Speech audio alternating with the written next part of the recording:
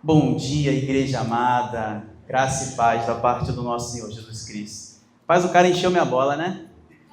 A gente não tem jeito, né? A gente que é do Rio, aí vai para São Paulo, a gente tem que procurar o outro quem é do Rio, né? Pra gente ficar bem ali, né? Pra gente ficar com um pouco mais de conforto, né? E aí ficávamos lá jantando, almoçando junto, procurando lugar para almoçar. Foi um tempo muito bom, foi um momento muito agradável ali. E é bom a gente conhecer, é bom quando Deus nos apresenta pessoas que, sabe, quando a gente conversa pela primeira vez, a gente já consegue perceber que há uma concordância, principalmente nesse propósito missionário de colocar o coração na obra, de colocar o coração no projeto, de plantar, revitalizar. E eu amo isso, eu amo esse universo. E é muito bom quando Deus ele conecta a gente com outras pessoas que a gente consegue falar a mesma língua, né? Eu acho interessante isso, né? Essa é uma particularidade, talvez, do reino de Deus, porque são contextos diferentes, são realidades distintas. Nós que estudamos plantação de igreja falamos muito sobre isso, né? A gente ter essa capacidade de ler o contexto à nossa volta, mas aquilo que a gente fala a respeito do reino de Deus, do nosso carinho pelo avanço da obra do Senhor, onde a gente está atuando, a gente está trabalhando, é a mesma coisa, né? A gente não fala uma língua diferente. E foi muito bom o tempo junto do Moisés. Conversamos muito, trocamos ideias, trocamos experiências, ainda trocamos até hoje, né? A gente compartilha às vezes as mesmas dores ali, né? As mesmas alegrias, as mesmas dores de um trabalho de plantação e revitalização. E para mim é um privilégio imenso estar junto com os irmãos. Cheguei ali no momento do café muito gostoso, a acolhida, o carinho de cada um de vocês. E como Moisés destacou, sou lá de Belfor Roxo. Não sei se você já passou por lá, já esteve por lá. É de um bairro quase no extremo ali, divisa com Nova Iguaçu, chamado Itaipu. Eu falo assim, sou da Igreja Presbiteriana de Itaipu. O pessoal fala assim, legal, Niterói. Eu falei, não, Belfor Roxo, né? Belfor Roxo. Aí o pessoal nunca ouviu falar, né? E a gente está trabalhando lá, nós somos uma igreja sendo plantada pela Igreja Presbiteriana da cidade, que fica no centro de Belfor Roxo, e a gente está com esse desafio, e eu vou convidar você aí para você ser um parceiro nosso com a melhor parceria, que é a oração. Então, ore por nós, sempre que você estiver orando, sempre que você lembrar de orar pela Igreja do Senhor Jesus e a igreja que você faz parte, lembre-se também, com muito carinho, do projeto de plantação da Igreja Presbiteriana de Itaipu, porque lá temos também muitos desafios e certamente, com o apoio dos irmãos em oração, Deus nos permitirá romper com esses desafios. Amém? Abra, por gentileza, meu irmão querido, minha irmã querida, a sua Bíblia no segundo livro de Samuel, no capítulo 9. Samuel, capítulo 9, 2 Samuel, capítulo 9. Nós vamos ler até o versículo 13, todo o capítulo. Você vai ter o privilégio de ler todo o capítulo, né? Um capítulo inteiro. 13 versículos, não é muito grande. 2 Samuel, capítulo 9. Você pode permanecer assentado mesmo. E eu queria, juntamente com você, orar antes de lermos o texto. Oremos. Senhor nosso Deus, nosso Pai. Deus, nós já exaltamos o Teu nome com a nossa adoração, com nossos lábios, com o nosso coração, com nossa oferta. Ó Deus, nós já entregamos a Ti, Senhor, a nossa parte. Ó Deus, mas o culto é um diálogo, é o Teu povo que se reúne para conversar com o Senhor, falar ao Senhor em adoração, mas também aquietar a alma, o coração, para ouvi-lo. Deus, e agora nós rogamos a Ti, ó Deus, que o Senhor, na pessoa do Espírito Santo, ilumine a nossa mente na leitura da Tua palavra, abra o nosso entendimento, não permita, Senhor, que os nossos pensamentos se desviem para fora daqui, para outras questões que nos distraiam. Ó Deus, mas nos dê a concentração devida e necessária, reverente, ó Deus, em relação e diante da Tua palavra. Ó Deus, em nome de Jesus, fale a cada um de nós nessa manhã. É a oração, Senhor, que nós fazemos a Ti gratos. agradecidos, no nome precioso, poderoso de nosso Senhor e Salvador Jesus Cristo. Amém e amém. Diz assim a palavra do Senhor. Disse Davi: resta ainda, porventura, alguém da casa de Saul, para que use eu de bondade para com ele, por amor de Jonatas? Havia um servo na casa de Saul, cujo nome era Ziba. Chamaram-no que viesse a Davi. Perguntou-lhe então o rei: és tu Ziba? Respondeu: eu mesmo, teu servo. Disse-lhe o rei: não há ninguém ainda da casa de Saul para que eu use de bondade, da bondade de Deus para com ele? Obrigado, meu irmão. Então Ziba respondeu ao rei: ainda há um filho de Jonatas, aleijado de ambos os pés. E onde está? Perguntou-lhe o rei. Ziba lhe respondeu: está na casa de Maquir, filho de Amiel, em Lodebar. Então mandou o rei Davi trazê-lo de Lodebar, da casa de Maquir, filho de Amiel. Vindo Mefibosete, filho de Jonatas, filho de Saul, a Davi, inclinou-se, prostrando-se com o rosto em terra. Disse-lhe Davi: Mefibosete. Ele disse: eis aqui teu servo. Então lhe disse Davi: não temas, porque usarei de bondade para contigo, por amor de Jonatas teu pai, e te restituirei todas as terras de Saul teu pai, e tu comerás pão sempre à minha mesa. Então se inclinou e disse: quem é teu servo para teres olhado para um cão morto tal como eu? Chamou Davi a Ziba, servo de Saul, e lhe disse: tudo que pertencia a Saul e toda a sua casa dei ao filho de teu senhor.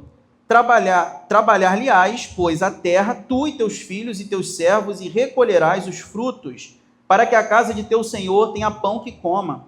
Porém, Mefibosete, filho do teu senhor, comerá pão sempre à minha mesa. Tinha Ziba 15 filhos e 20 servos. Disse Ziba ao rei: segundo tudo quanto meu senhor o rei manda a teu servo, assim o fará. Comeu, pois, Mefibosete à mesa de Davi como um dos filhos do rei. Tinha Mefibosete um filho pequeno, cujo nome era Mica. Todos quantos moravam em casa de Ziba eram servos de Mefibosete. Morava Mefibosete em Jerusalém, porquanto comia sempre à mesa do rei. Ele era coxo de ambos os pés. Palavra do Senhor. Há uma música muito conhecida em nosso meio, no meio cristão, que diz algo simples, mas muito poderoso, e que tem a ver com aquilo que a gente vai falar nessa manhã a partir desse texto. Algo talvez que seja até um tanto quanto escandaloso, profundamente escandaloso. Quando eu ainda era inimigo, ele me amou. E de fato essa frase ela confronta toda a nossa lógica, toda a lógica tradicional religiosa, toda lógica óbvia da religiosidade. Normalmente, a tendência da grande massa de pessoas, muitas vezes até mesmo por parte de muitos cristãos, há um pensamento equivocado de que Deus ele nos ama depois que nós mudamos quem nós somos, depois de ajustarmos e consertarmos certos comportamentos, depois que nós melhoramos, depois que nós nos aproximamos dele. E o Evangelho ele afirma o contrário. O Evangelho afirma exatamente o contrário. É interessante percebermos que essa verdade já aparece com muita clareza no Antigo Testamento. Talvez você, como muitos cristãos, leia o Antigo Testamento como um livro de histórias com lições morais. E, em grande parte, isso acontece porque, se você, assim como eu, é exemplo de mim, cresceu em um lar cristão, cresceu em um lar evangélico, com pais cristãos, você talvez tenha, por algumas noites, dormido com o seu pai ou a sua mãe ou alguém da sua família contando algumas histórias de personagens, de heróis do Antigo Testamento, como um embate entre Davi e Golias, como Sansão e todas aquelas histórias extraordinárias, magníficas, heróicas, dignas de filme, e você tenha dormido algumas vezes escutando algumas dessas histórias, mas por vezes tenha dessas lições ou dessas histórias extraído apenas lições morais. Seja como Sansão, seja como Davi, seja como Abraão, seja como Moisés. E com isso passamos talvez a a ler o Antigo Testamento como um livro que conta histórias com lições de morais práticas para serem aplicadas no nosso cotidiano. E talvez você leia o Novo Testamento de uma perspectiva um tanto quanto diferente. Não, no Novo Testamento se fala sobre a graça, no Antigo Testamento se fala sobre a lei, e talvez essa seja na mente de muitos de nós, de muitos cristãos, o pensamento comum em relação a aquilo que o Antigo Testamento é e o Novo Testamento.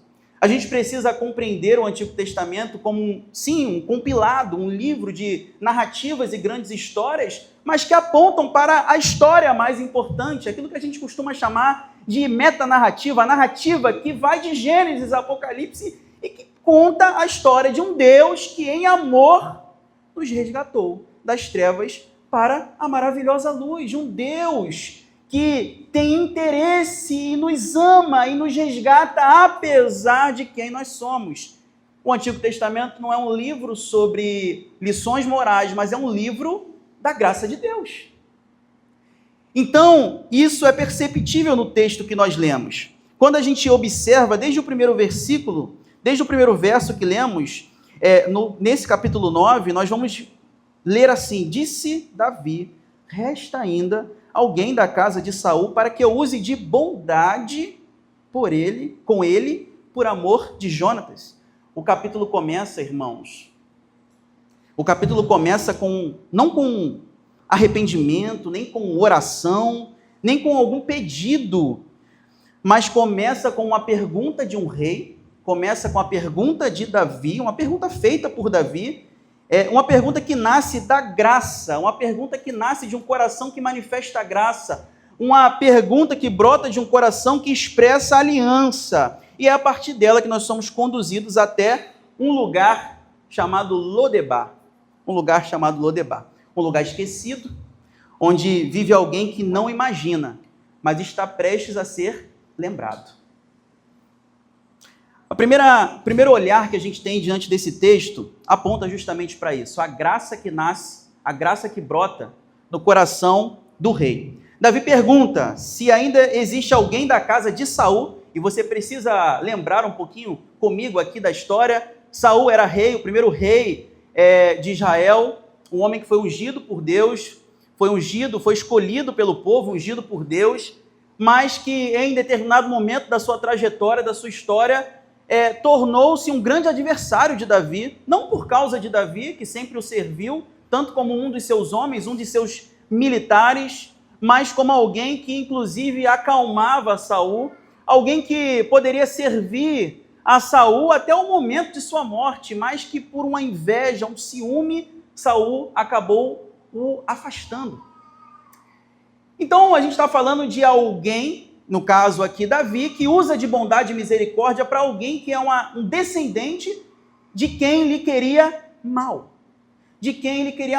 Ainda que a amizade de Davi com o filho de Saul, Jonatas, nessa perspectiva de Davi cobrisse todo o mal feito por Saul a ele, mas a gente está falando de alguém que era de uma descendência de um adversário de Davi. A iniciativa não parte de Mefibosete. No versículo 3, Davi ele reforça essa intenção ao dizer: olha, não há ninguém ainda na casa de Saul para que eu use de bondade de Deus para com ele.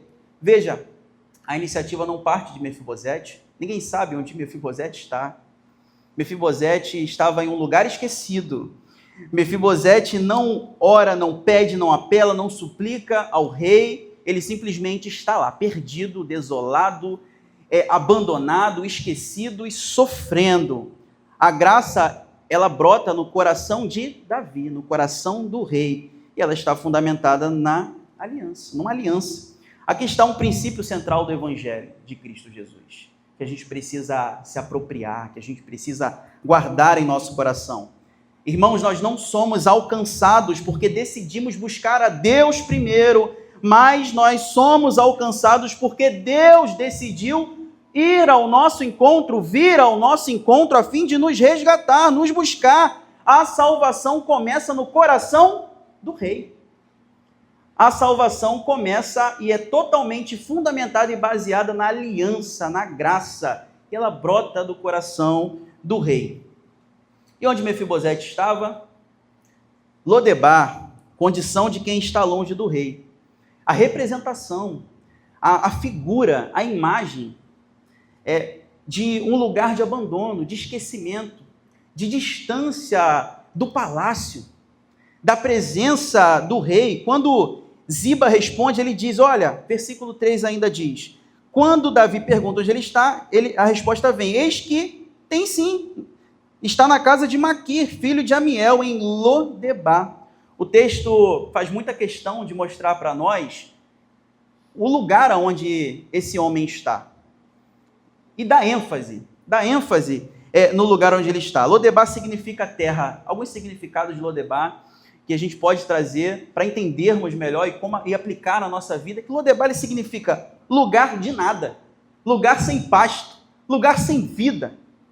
Um lugar que representa tudo aquilo que remete a abandono, a miséria, a pobreza, a desgraça.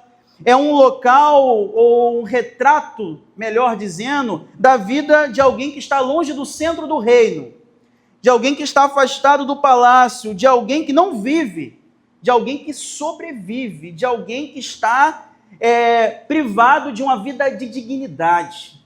Esse é o retrato que Lodebar nos traz. Alguém que está longe da provisão, longe da promessa. E, gente, veja se essa não era a nossa história também. Essa é a condição espiritual de todo aquele que está longe de Deus. Essa é a condição espiritual de todo aquele que está longe do reino. Essa é a condição espiritual, a miséria espiritual, o lugar sem vida, o lugar sem pasto de todo indivíduo, de todo homem, de toda mulher que está afastado do Senhor, distante do Senhor por causa do pecado. Existe, respira, sobrevive, mas vive fora da plenitude da vida que o rei oferece. Porque vida só se aproximando, só estando perto daquele que é fonte da vida, que é Cristo Jesus. Mas essa história não termina em Lodebar. A gente já leu o texto e é muito clara a narrativa, ela termina no palácio.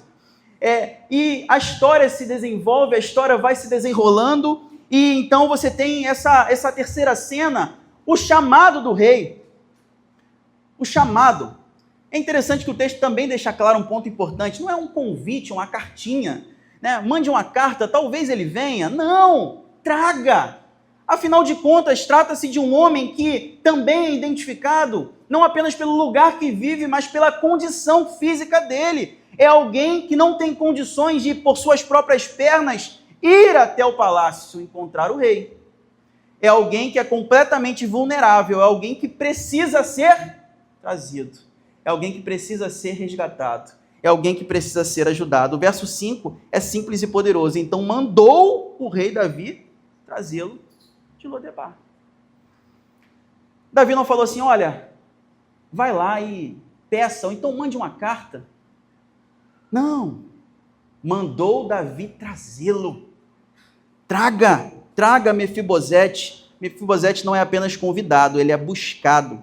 A graça, ela atravessa a distância entre o palácio e esse lugar caracterizado pela miséria. Isso revela que o evangelho de Cristo Jesus não é o homem subindo até Deus. Afinal de contas, a nossa condição espiritual era de pessoas que estavam, como o próprio apóstolo Paulo vai dizer, mortos em delitos e pecados, completamente incapazes de, por nossa própria conta, com as nossas próprias pernas, irmos em direção ao reino, irmos em direção ao palácio do rei, sentarmos na mesa do rei. E é por isso que nós somos encontrados. E não apenas encontrados, nós somos buscados pelo Senhor. É o Senhor quem vai ao nosso encontro. Porque se dependesse de mim, meu irmão, de você, nós jamais iríamos por nossa própria conta, com nossas próprias forças. Assim como Mefibosete, por suas próprias pernas, jamais caminharia voluntariamente até o palácio de Davi. Isso revela que o evangelho não é sobre o que eu faço para Deus, para Ele me retribuir, mas é Deus vindo ao nosso encontro, é Deus descendo até o homem. Cristo veio ao nosso encontro quando ainda estávamos longe, incapacitados e sem esperança. completamente perdidos, completamente esquecidos. Não por ele, mas completamente sem perspectiva. A quarta cena começa a trazer uma mudança, a mudança que a graça produz, do medo à restauração, a palavra que muda tudo. Quando Mefibosete chega, ele é trazido, o texto vai dizer, vindo Mefibosete, versículo 6, vindo Mefibosete, filho de Jonatas, filho de Saul, a Davi, prostrou-se com o rosto em terra. Veja, a expectativa talvez desse homem era assim, Davi vai acabar de vez com o meu sofrimento. Davi vai lembrar do que fez meu avô e vai agora pagar todo o mal que Saul lhe fez, ele vai pagar agora em mim. Talvez para ele fosse até mesmo na perspectiva de alguém desesperado, aflito, melhor a morte.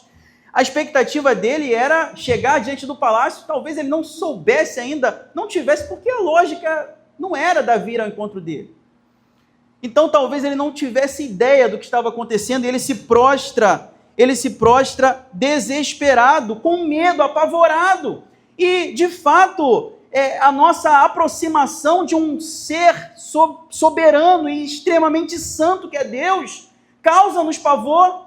O profeta Isaías, quando foi chamado por Deus para ser profeta, e ele começa a contemplar aquela visão sobrenatural dos anjos exaltando e declarando santo, santo, santo é o Senhor dos exércitos, e a glória de Deus enchendo aquele ambiente, a reação de Isaías é a reação de alguém que, na convicção dele, está prestes a ser fulminado pela santidade, pela ira, pela glória desse Deus que é perfeito, absolutamente perfeito e santo. E ele compreende, ai de mim.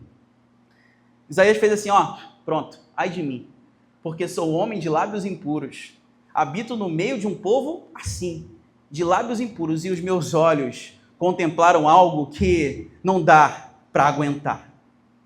Meus olhos contemplaram a grandeza, a santidade do Senhor dos exércitos. Isaías deveria ser fulminado, mas Deus envia um anjo com uma pinça que toca a boca dele, os lábios dele, purifica. Essa brasa aponta para Cristo Jesus. E Isaías não é fulminado, porque ele é santificado e consagrado pelo Senhor.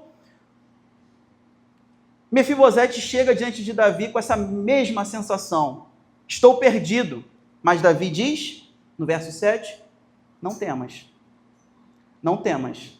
Assim como Deus, quando chama Isaías, diz, não temas. Não temas. Usarei de bondade, diz o rei Davi, usarei de bondade contigo por amor de Jonatas, teu pai, e te restituirei todas as terras de Saul, teu avô, e tu comerás pão sempre à minha mesa. Essa é a palavra que aquele homem que não merecia, aquele homem que estava abandonado, esquecido, no lugar sem pasto, no lugar sem vida, incapaz de, por suas próprias pernas, caminhar voluntariamente em direção à mesa do rei, ao palácio do rei, recebe de um rei que manifesta a graça em seu coração. Uma graça que brota da aliança, sim, feita com Jonatas, pai de Mefibosete, mas que remete e também reflete para nós a aliança que Deus estabeleceu consigo mesmo em relação a nós que somos o seu povo, de nos preservar até o fim. E Davi reflete essa graça e essa aliança ao dizer essas palavras para esse homem: usarei de bondade contigo. Mefibosete, não temas, não se apavore. Eu não trouxe você aqui para exterminar a descendência de Saul. Eu não trouxe você aqui para te destruir. De fato, poderia fazer isso? Naquele tempo era a coisa mais natural.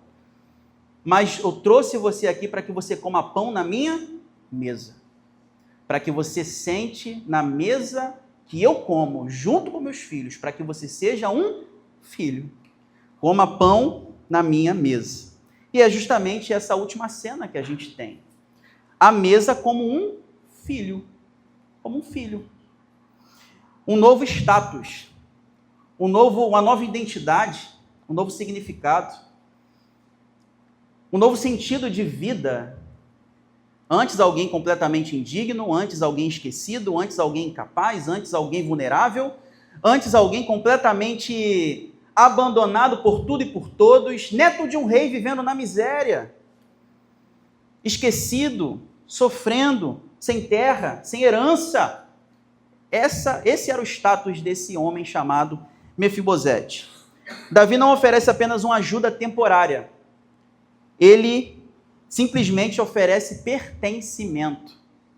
Ele oferece identidade. Veja o versículo 7, Davi dizendo: tu comerás pão sempre comigo, na mesa comigo. Tu comerás pão sempre à minha mesa. E mais à frente ainda, no verso 11, Davi reforça isso. O texto reforça isso dizendo: Mefibosete comia à mesa de Davi como um dos filhos do rei. Ele foi adotado. Foi adotado. E esse é o ponto mais alto da narrativa. A mesa do rei. A deficiência de Mefibosete na mesa do rei torna-se completamente irrelevante. Quando Mefibosete se senta na mesa do rei, as suas marcas, as suas feridas, as suas mazelas são completamente irrelevantes e esquecidas. A própria deficiência de Mefibosete não importa e não aparece quando ele está sentado na mesa de Davi, na mesa do rei. Ele vive agora não mais como um desprezado, esquecido e abandonado. Ele assume uma nova identidade. Ele foi adotado por Davi, ele agora é um filho. Esse é o novo status desse homem que até então, talvez num dia antes, não fazia ideia do que estava prestes a lhe acontecer. Assim é o Evangelho, meu irmão, minha irmã. Assim é a graça de Deus. Nós não somos apenas perdoados. Deus não simplesmente fala assim: olha, Moisés, você está perdoado, siga lá o curso de sua vida. Não, ele muda o status da nossa vida. Ele muda quem nós somos. Ele nos dá um novo significado, um real significado do que é a vida, do que é a vida com Deus, do que é a alegria, do que é a paz que excede todo entendimento. O apóstolo Paulo, em Romanos capítulo 5, versículo 1, fala sobre isso. Justificados, pois, mediante a fé, temos paz com Deus. Efésios capítulo 1 vai falar que nós somos adotados em Cristo Jesus e então desfrutamos de todas as bênçãos espirituais em Cristo. Esse é o status de todo aquele que nasceu de novo, de todo aquele que foi alvo dessa graça que brotou no coração do Rei Celestial, do Senhor da nossa vida, que nos buscou em Lodebar. Assim é o Evangelho. Nós somos não apenas perdoados, nós somos adotados. Nós não somos tolerados na presença de Deus, mas nós somos recebidos. Davi não simplesmente traz Mefibosete, dá um banho nele e fala assim: olha, é o máximo que eu posso fazer, agora você que lute. Não, veja, ele dá terras para Mefibosete, dá herança, mas isso ainda não é suficiente no coração desse rei. Ele fala: não, você vai comer comigo, você vai ser como um dos meus filhos. Como um dos meus filhos. Você vai sentar e comer pão na minha mesa, vai beber vinho na minha mesa, vai fazer as suas refeições sentado junto comigo, como um filho meu. Assim é o Evangelho. Nós não somos tolerados por Deus. Nós somos amados e recebidos como filhos. Filhos e filhas amadas por Deus. A graça que transborda. A bondade do rei não fica restrita a Mefibosete. Esse é um ponto muito interessante. Eu nunca tinha percebido esse texto até ler de novo, e ler de novo, e ler de novo. Sabe o negócio maravilhoso da graça de Deus? É que a graça de Deus em nós transborda, multiplica. A gente não retém. A gente, através de nós, Deus abençoa outras pessoas. Assim é a graça de Deus. A graça de Deus é maravilhosa. Isso também é demonstrado no texto. Eu não tinha percebido isso ainda. Mas tem um personagem que a gente não falou até agora aqui, que é importante nessa narrativa, que é o servo, né? Que é o camarada lá que vai, busca lá ele. Cadê ele? Né? E o texto mostra pra gente o seguinte: olha, a bondade de Davi não fica restrita apenas a Mefibosete, mas contempla toda a casa de um homem chamado Ziba. O verso 10 diz: tu, pois, e teus filhos e teus servos lhe cultivarão a terra. Gente, a bênção não foi apenas para Mefibosete, a bênção se estendeu à família de um homem que talvez também estivesse completamente sem perspectiva, porque servia a Saul. E agora outro rei estava no trono, um rei que Saul odiava. E aí Ziba recebe a oportunidade de servir ao rei agora, servindo a Mefibosete, que é um filho do rei. A bênção se estende também a essa família. A graça que alcança uma pessoa reorganiza vidas ao redor. Assim tem que ser na nossa vida. Você foi chamado por Deus, você foi tirado de Lodebar, você foi transportado de um lugar de miséria, uma terra sem pasto, um lugar sem vida, você foi conduzido ao palácio do rei. Você não tem o direito, nós não temos o direito de reter todas essas bênçãos só para nós. A gente compartilha. Através de nós, vidas são abençoadas. Através do nosso testemunho, através da nossa generosidade, quando o pastor Moisés convocou a igreja a ofertar, é isso que a gente está falando também. Através da nossa generosidade, através do nosso testemunho, através do compartilhar do evangelho para outras pessoas, porque certo alguém disse uma vez que o evangelho é isso, né? É um mendigo mostrando a outro onde encontrar pão. Então, através de nós, vidas também são abençoadas, impactadas, transformadas. A graça que alcança uma pessoa reorganiza também vidas ao redor, porque imediatamente, quando nós somos impactados e transformados pela graça de Deus, nós recebemos um novo status, uma nova identidade, e vem um pacote junto, gente. Esse pacote é: ide, pregai, anunciar o evangelho. Nós somos chamados para ser instrumentos nas mãos de Deus para abençoarmos outras pessoas. Nós não guardamos. Quando a gente tem uma notícia boa, a gente quer falar, a gente quer compartilhar, e nós somos alvos. Não apenas recebemos a notícia, não foi comunicado a nós. Nós somos o resultado dessa notícia maravilhosa, dessa boa notícia que é o evangelho. Cabe a nós distribuirmos, expressarmos também essa graça que nos alcançou. O capítulo termina dizendo: Mefibosete morava em Jerusalém, porquanto comia sempre à mesa do rei. Versículo 13. Essa é a imagem final do evangelho, irmãos. Um homem que vivia perdido em Lodebar, agora vive no palácio. Um inimigo que agora vive como um amigo, como um filho. E o Novo Testamento traz com mais clareza, obviamente, esse significado para nós. Mas Deus prova o seu amor por nós, Romanos capítulo 5, versículo 8, tendo Cristo Jesus morrido por nós, sendo nós ainda pecadores. Eu era inimigo, eu era pecador, nós éramos inimigos, nós éramos pecadores, nada tínhamos a oferecer, e Cristo se entregou por nós, e a graça do Senhor nos alcançou.